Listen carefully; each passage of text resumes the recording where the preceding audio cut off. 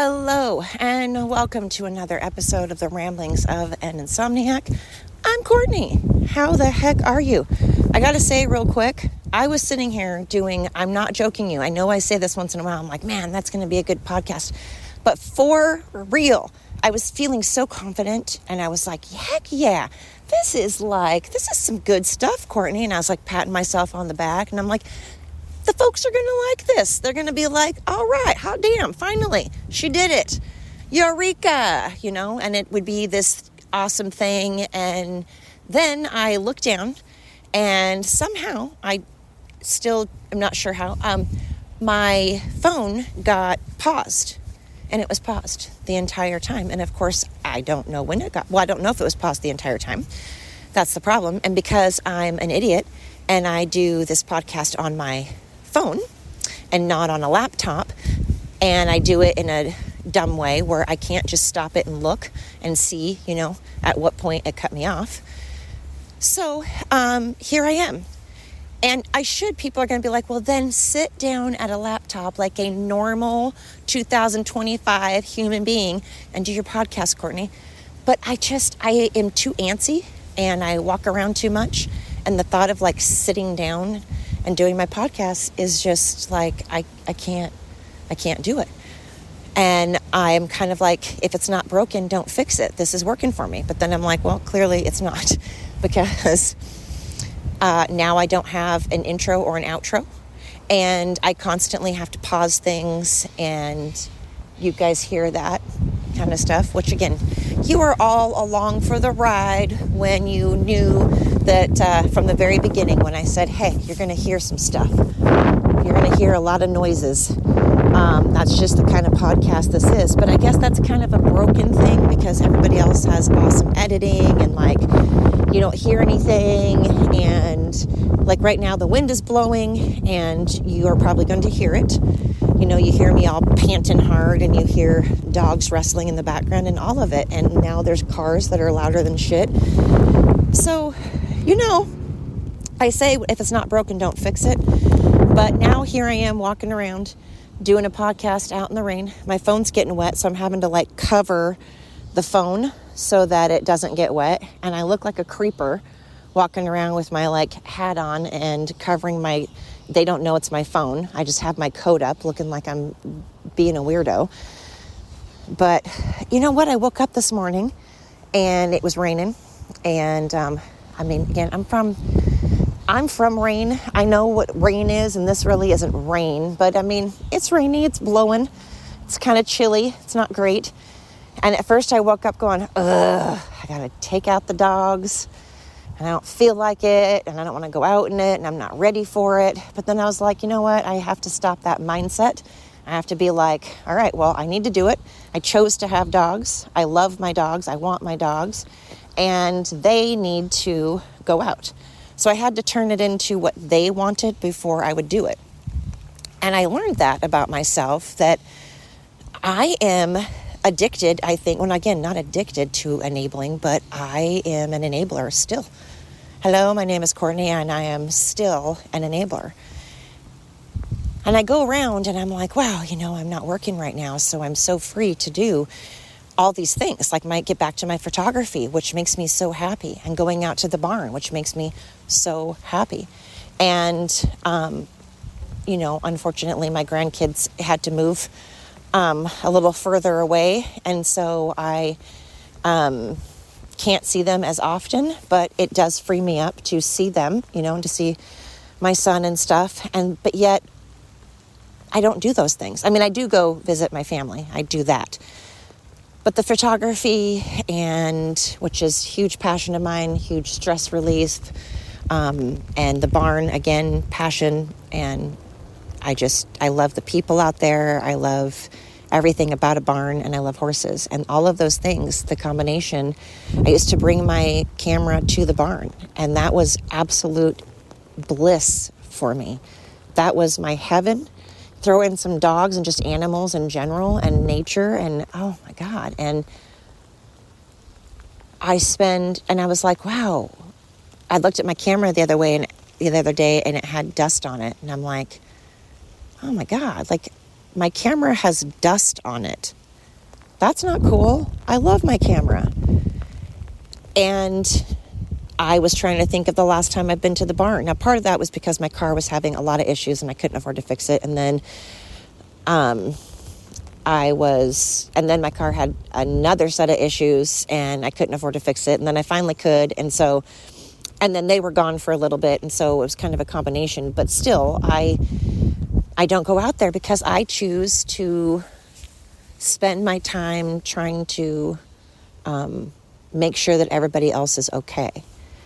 And that can be a good thing, but I do it to my own detriment. I am a worrier for others. I want to make sure everybody else is secure, even when they treat me bad, even when they aren't nice to me.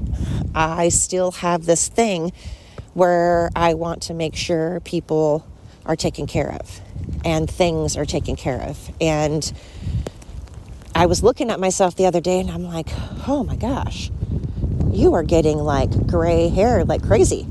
And my bags under my eyes are, not great. And I'm just like, man, I take care of everything else but me. And that's my choice. And so I can't complain when I'm like, gosh, I don't have the time. And even when I was working overtime, I still choose to spend my time, doing extra cleaning or, doing other stuff other than things that I could be doing for myself. And I look at it like I'm a practical person. So I'm also like, well, I could go out and do photography, but I really need to do my laundry. And we all know laundry can wait a day. And I just, and again, you could get down to the psychology of it, and it, goes back to my background and abuse and neglect and just so many things. And so it's like I want to make sure that everybody else is taken care of because I never felt secure and I never felt cared for. I knew my mom loved me, of course, but, she loved me. She just wasn't around ever, and there was a lot. And my grandparents were my source of stability, and they were so grounded, and they were amazing grandparents, and they are the ones that just gave me everything and were there for me. And unfortunately, they died when I was young. And so I just kind of have this thing where, with my real dad and, my mom's been married 3 times, and it's just a lot of stuff there that I grew up with. I was literally by myself alone when I was like 9 years old in a huge house in a city.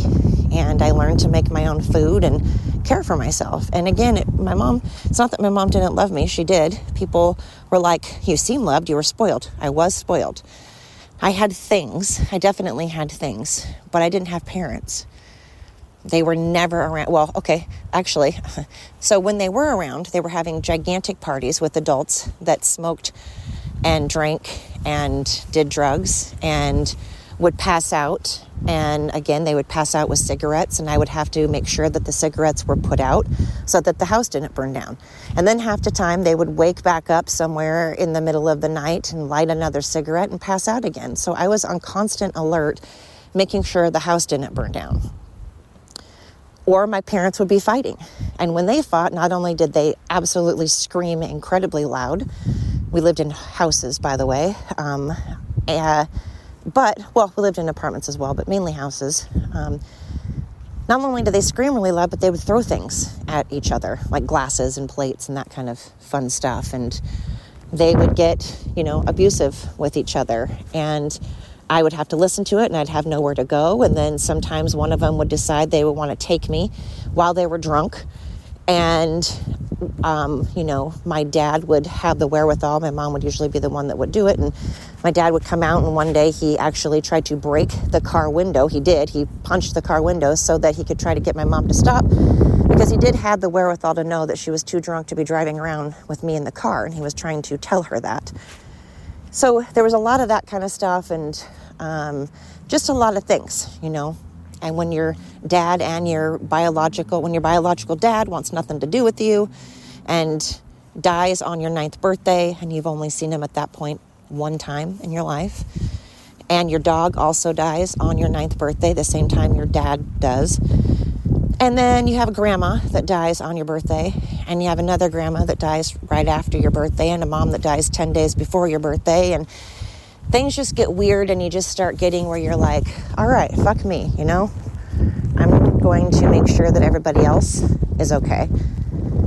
I'm going to make sure that everybody else has this, that everybody else can be okay, especially my family. So then I turn into the Goldberg mom, kind of. I get kind of like her, and I get smothery, and I'm overly helpful, and I'm not helpful because they didn't ask for help most of the time. And, I went to the counselor, and she's like, you have to learn that when they are adults, you are now their friend, you are no longer their parent, and, they will let you know if they want your opinion. And I'm like, but? She's like, no. That's not how she said it, of course, but she's like, they will let you know. She was the best counselor in the whole world. I freaking love her. I'm not going to say anything other than her name, and it's Cindy. And Cindy, if you are listening, I really did listen to everything that you told me, and I really am trying. I'm trying, and I think of things that you tell me all the time, and then I course correct. So it's important to have a good counselor. It's important to have a counselor, to have access to one. And if people have access to counselors a lot earlier in life, I'm not saying everybody has a problem. I'm not one of those people that wants to diagnose everybody with something. I mean, we're all crazy. We all have issues, of course. We all have problems, definitely. But we don't necessarily need counseling. Maybe going to church is your counseling, but I think that's kind of different. Sometimes it's nice to have someone to actually talk to. So maybe you talk to your pastor, and that's awesome. I just think we need someone that is a little, that's accredited. Or you need a pastor, you need a counselor, a psychiatrist. I need people that whoever they choose to go to, I want people to go somewhere that is not trying to groom you and is being an actual counselor and not trying to nudge you in a certain direction, any direction. Counselor's business should not be to nudge, just to give information and guide and counsel, but not even guide, just listen and give you options, I guess, give you scenarios. I don't know, but they shouldn't be grooming. You just want to make sure you're going to an actual certified person. But if we all have access to that when we are younger, and especially kids that, are bullied, kids that have been abused, imagine if those kids, or kids that maybe people didn't realize that they were, had some type of, maybe they were bipolar, maybe they were suffering from OCD, maybe they have OCD and some anxiety. And could you imagine if, I'm not saying to medicate kids at all, I'm saying, but could you imagine if those things were addressed and be like, all right, because sometimes when things just have a name to it, I don't think people should use that as an excuse or a crutch. There's a big difference between identifying it, knowing what it is, and using it as an excuse or a crutch. Because there are people that have no arms and no legs, and they do all kinds of stuff. There are people like Helen Keller that are blind and deaf and do stuff. So I'm not saying we need that and go so that we can go around going, oh, I have this disability, so I can't. But sometimes it's good for our psyche to identify it, learn kind of some things like, if you have anxiety, what are options? Can you listen to music? Can you get a dog? Can you get an animal? Can you go on walks? Can you put headphones on? Can you do natural stuff? Do you need prescription medication? Do you need to go to church? What is it? Do you need to go to counseling? And just talking it out sometimes and having someone that can give you options can help. And then later on, you don't become a criminal. Later on, you don't abuse sexually, physically, mentally. Later on, you don't bully. Later on, you don't commit suicide. But getting these things talked about early, I feel, is very important. Now, I'm not saying dwelling on the past. I hate that. I hate it when people are like, tell me as a child what you went through. I get, to kind of give the counselor an idea, a background. They need to know about what you went through, and they need to know, about you. They need to learn about you. I get that. But I don't believe in the whole dwelling in it. I believe in figuring out ways to move forward, figuring out ways to go, okay, we've identified the issue. Again, like I was saying, sometimes when you have a name for something, it helps. Okay, we've identified the issue. Now, how can we use that as a tool to go forward? What are some things in life now that we know these are some things you've gone through, and that has shaped who you are, and it has given you reason to maybe dislike or not like certain things or have certain things uncomfortable for you. So how can we make those things more comfortable? How can we make, living life a little bit more comfortable for you? And then later on, you don't become maybe a serial killer. Maybe you don't abuse somebody else. Maybe, who knows, but going to counseling, I think, is a healthy thing, and I wish we all had access to it. And if I did talk to those things, I did talk about these things about being an enabler to my counselor, and she's given me lots of tools, and unfortunately she moved to be with her family, and I get that, and that's obviously, she should do that, and I quit going, and I definitely need to go again. And it's not because I don't know what to do. I just like having that person because a lot of people are like, oh, I know what to do. I know what to do. Well, counselors aren't trying to tell you what to do. You don't go to a counselor to tell you what to do. You go to a counselor to maybe vent, to maybe help you as a neutral person to listen and maybe give their point of view and their perspective. So anyway, I am still enabling, and I get all ticked because I wake up and I'm like, I really want to do photography, or I really want to, or man, I really don't want to. And I'm like, what am I talking about? I don't have to do these things. I'm signing up to do them and then complaining about it. And that's not cool. Don't sign up for something and then complain about it, at least outwardly. Do that inwardly. Because we all have signed up for things that we're like, son of a... why did I do this? I was trying to be all charitable, and now I'm like, I don't want to. But we signed up for it. It's what we, it's what we were like, okay. We walked into this knowing no one held us hostage. No one made us do these things. That's why I get frustrated with coworkers and things when there are people that are like, I don't want to do this. I don't want to. And it's like, okay, we all don't want to work. A lot of us don't want to work, depending on our job. A lot of us don't want to, and we have those days. But then when it's complain, it's like, listen, either talk to the boss, communicate. Actually, not either. You should. First thing you should do, communicate. Talk to your boss. Not your coworkers, your boss. And if after having, communication, you still feel that way, then maybe it's time for you to change. Maybe it's time for you to do something different. Maybe this isn't the right path for you and you have a different direction that you should be going. Nobody, there are choices. And so if you're choosing to stay in a relationship after someone has cheated on you multiple times, that is a choice. If you're choosing to be with someone who is abusive, that's a choice. I've done it. It was my choice. It wasn't right for them to be that way. But I was the victim, but I wasn't the victim because I also continued to do it because I always am trying to look for the good in others, and I'm always trying to figure out what makes people tick and why people do the things they do. And maybe if I could just, figure that out, maybe they won't. Now I know we were like, you guys are going to be like, well, you said if you go to a counselor, maybe I'm talking like as a kid, when you get things from ground level before they become an issue. I was trying to stop an avalanche with just little old me. I was trying to stand in front of Mount Everest avalanche and be like, stop.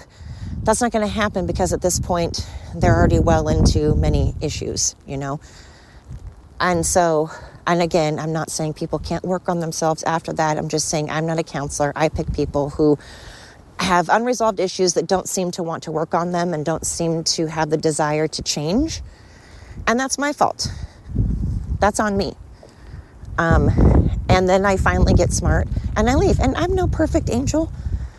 Lord knows, I don't think I'm perfect. I mean, I'm crazy. I'm walking around currently with my freaking cell phone tucked in my coat, lifting up my coat like a weird, creepy villain that has like their cape and they like cover their cape around their mouth and just their eyes are sticking out. That's what I look like right now, trying to shelter my phone. So, and I do my podcast from a freaking phone. And this is like my third time trying to do this podcast this morning because I woke up being like, I'm going to be cheerful.